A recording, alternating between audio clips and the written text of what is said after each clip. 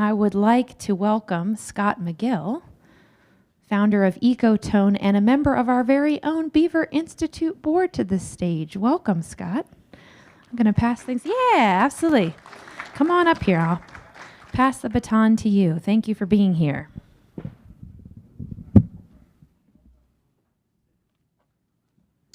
Good morning, everyone. So I'm going to share with you my journey from the young man who was heavily involved in Trout Unlimited. I had a passion for fly fishing. I also had names of trappers in my Rolodex, which I would share with people when they thought beavers were being a nuisance. So I'll share some pivot points in that journey throughout my career, and talk about how my philosophy changed, how I decided to tell myself, hey, I was wrong. And I need to do things differently. And then at the end, share with you a journey that I've taken personally over the last couple of years, which also includes working with the beaver, but more on an energy level and a spiritual level. So this is Jim Gracie, who passed in 2019. We can all think back when we were younger, or maybe now, and say, like, this mentor was really important to me. And Jim was a force of nature. He was past president of Trout Unlimited back when it was sort of an all-volunteer organization. And he was doing this thing called stream restoration back in 1990. It was weird, it was new, it was crazy. We're going to mimic rivers and build riffles and pools. And there was this guy from Colorado named Dave Rosgen, whom Jim had met. And over the years, Dave Rosgen is also a force of nature, very charismatic personality. And he's trained over 20,000 people in this idea of natural channel design. So, when I started my company and was developing my philosophy, I thought that was the answer. And over my course of my career, I'm starting to figure out that there are no answers. There's just really, really good questions. So I just encourage everyone to keep learning. But Jim, one of the things that I took away from Jim was, he wasn't afraid to challenge the status quo, right? And he would do whatever it took to protect cold water resources in Maryland and across North America. And that's always stuck with me. If he wanted to see the change in the world, then he was going to stand up and do it. And wolves were also a part of my upbringing and how I sort of formed, how I got into this field in the first place. I was lucky enough to study wolves, the magic pack, right, without any humans doing much but leaving them alone, came back and filled this ecological void in Montana back in the late 1980s. It was an outside magazine and a little bit different than Yellowstone, but if you think back and you go back and read a Sand County Almanac for the 5th time, go back to that Thinking Like a Mountain essay. It's very short, but Aldo had predicted the ungulate eruptions that we saw over the last few decades, and then he sort of predicted what would happen to Yellowstone when that wolves were dropped back in. So that always stuck with me, and as I built my company, Ecotone, we were a little bit different too. We always felt like we were innovative. Some in our industry called us the hippies. We were always pushing for sustainability, less is more. But throughout it all, we were still utilizing a lot of rocks and logs, and we created some really great projects that I'm proud of. Unfortunately, they were sort of mildly degraded in many ways, and we still were designing these single thread channels with relatively dry floodplains. But we did a good job of reconnecting those floodplains. So I would go back to these sites, 10 years, 5 years, 15 years after construction. And one of the things I learned was, a project, an ecological effort can be deemed a success in year 1 or year 3. But maybe there's signs of failure and things didn't work out so well in year 10. It takes a long time for these things to develop. But one of the things that I noticed, one of the commonalities was at a lot of our projects, beaver had colonized these sites. And you think about it, it makes sense, right? We planted a lot of beaver food, we reconnected floodplains, took the energy and tried to spread it out as best we could. And beaver liked that, right? And I remember getting these emails from Joe Wheaton years ago, and it sort of made me giggle at first, and then I started to wonder, like, maybe I should learn more about beaver, because they seem to like what we're doing, But gosh, in Maryland and the Mid-Atlantic and the Chesapeake Bay watershed, we're spending billions on heavy diesel projects. And, I thought, like, we're never going to get to where we want to go if those are the kinds of resources that we need to put toward this restoration effort. So, I broke down the silos, cross-pollinated, found Joe and Mike Polak and Chris Jordan. Many of folks are probably here that were on that course with me. And we went out to Bridge Creek. And it's there that I sort of started to challenge my overall philosophy of what I was doing, what my company was doing as we were growing bigger and building construction crews. I came back from Bridge Creek totally with my mind blown, right? We're directing water into these steep hillsides in this xeric environment. We're directing sediment into the river, right? It was antithetical to the way we thought about what we should be doing in Maryland. And, came back for State of the Beaver, met many people that are here now, and then I came back to Ecotone, and I made everyone very fearful of me for a while because I couldn't stop talking about Beaver and how we needed to partner with them for some of the work. And, I had closed-door meetings with some of my managers and, like, Scott, like, you're going to put us out of business. And I never did believe that, but, we didn't get into this to come in and say we had all the answers, right? So it was a real shift for me, for the company. I started being the crazy guy, the only guy in the room. I would go to engineering conferences and share this message about Beaver and how important they are to the ecological landscape. Heidi Perriman gave me this idea, like, we need to share this message with the community as well. So asked one of my marketing folks to find us a Beaver mascot costume. Be careful what you Google when you do that. Yeah, we came back and we were in the 4th of July parade and we got an award of special merit, which means we don't really know what that was, but that was pretty different and cool. And we became sort of, again, the crazy company, right, that was partnering with beavers. And we started proposing process-based restoration in an area that hadn't ever seen it before. And let me tell you, it's not easy. We could have permitted a project with natural channel design in a year. It took 3-4 years for a nature-based project to be permitted because it's new, it's different, right? People don't like that, right? The first time Stairway to Heaven was played at a live concert by Led Zeppelin, it bombed, right? Everybody wanted the greatest hits, right? And it became the most popular song of all time. Now, through all this personally, as I'm making this change, scaling a company, I came down with Lyme disease. I had it for 2 years. And I think that really changed me too.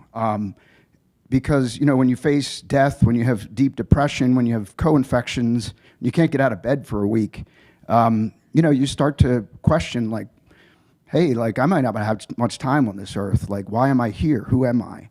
These deeper questions. And I was allergic to doxycycline. Western med just weren't working. And it's there that I found, sort of areas and folks and communities that I had never sort of known existed. I thought a chakra was a cocktail. And I went to a Reiki session and I came out feeling better than I had in months. I went to a healer and I walked out of there skipping, right? And I got very curious about all this. And, I went down headfirst into that rabbit hole. And all the while, through all my connections that I had made at State of the Beaver, I met a new friend, Mike Callahan. We're two very different people. We're definitely yin and yang, but it's one of these friendships that 2 + 2 definitely equals 5. And it was, over a few drinks that we decided to do this thing called BeaverCon. So, I hope some of these relationships happen here today at BeaverCon 2024. So symbiotic with sort of this journey was this idea, and I think I read this book a few years ago, and I was like, gosh, I think I was thinking about restoration like a wizard, but now I'm thinking of it like more like a prophet, right? The wizard is all about the numbers, and we're going to engineer our way out of all our ecological and environmental challenges. The prophet is the softer voice, right? The prophet experienced, the opening of our conference, the opening ceremony, right? Let nature just heal. Sometimes a restoration project is doing absolutely nothing.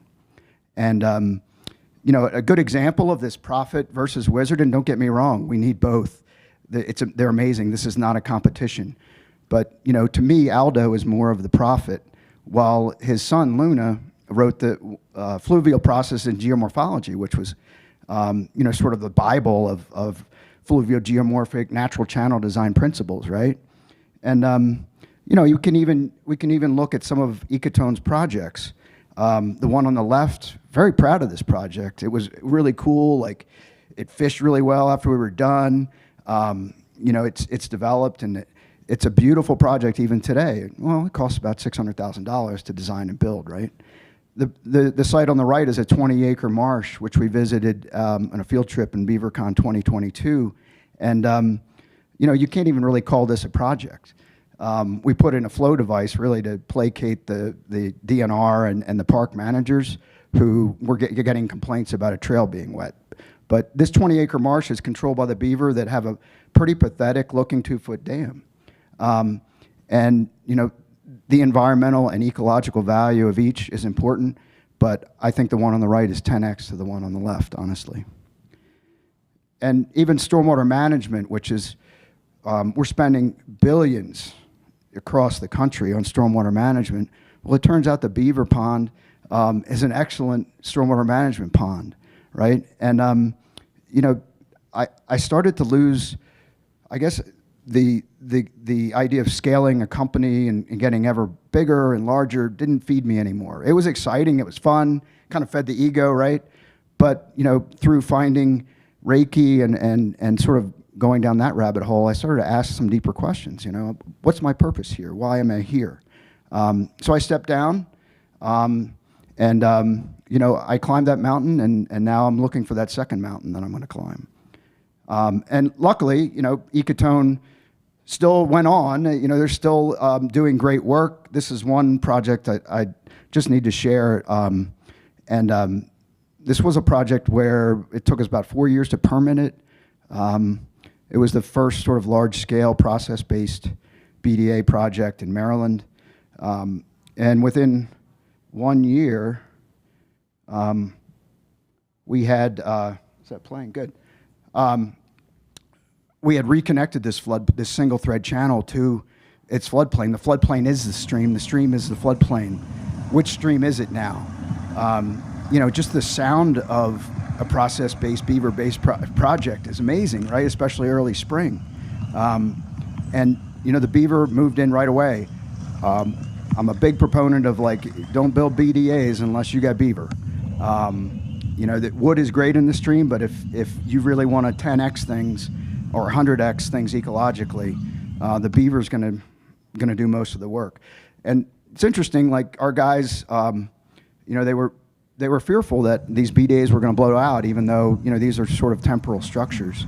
So they used a lot bigger wood than maybe I would have. But gosh, it worked, and we'll see what happens, right? It definitely jump-started the reconnection, and now we're measuring this system not in feet but in acres.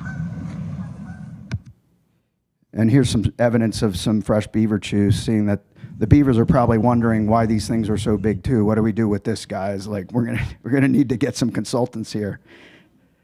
And I'll wrap up with kind of where I'm headed now.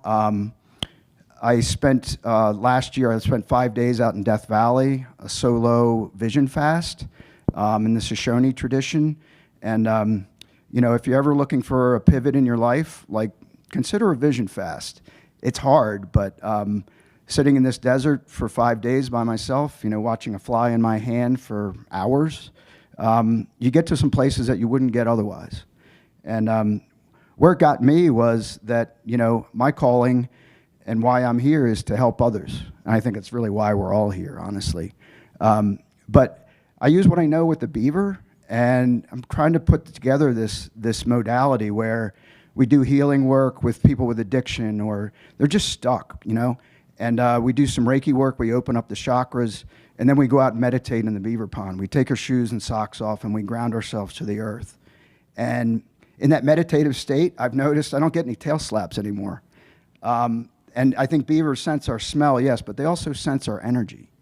And, I've taken it farther, and this is where I go way off the rails, but, I've done a lot of theta healing training where we get into a theta brainwave state. And there, like, we can actually communicate with animals. True story, I was in Botswana this summer. I was in my tent. It was a camping safari. Thank you. This lion was bellowing, very close to our campsite. There was about 12 tents. And we were assured these canvas tents were very safe, but even so, I felt myself turning into a little boy. But I said, while I'm here, I'm going to try this new technique. And instead of sending communicating, you don't communicate with animals from your third eye, you communicate from your lower chakras, right? And you communicate a vision, a picture, not words. They don't understand words. It's just like us, we wouldn't understand German unless we speak it. So you speak English to a dog, doesn't get it.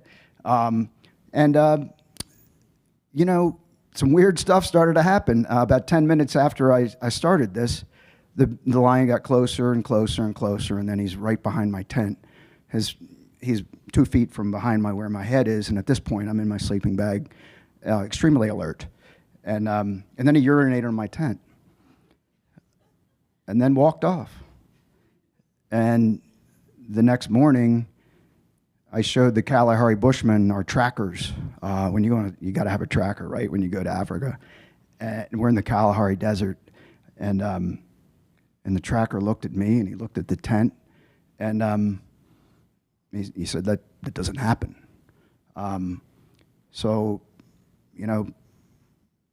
It was just an amazing experience.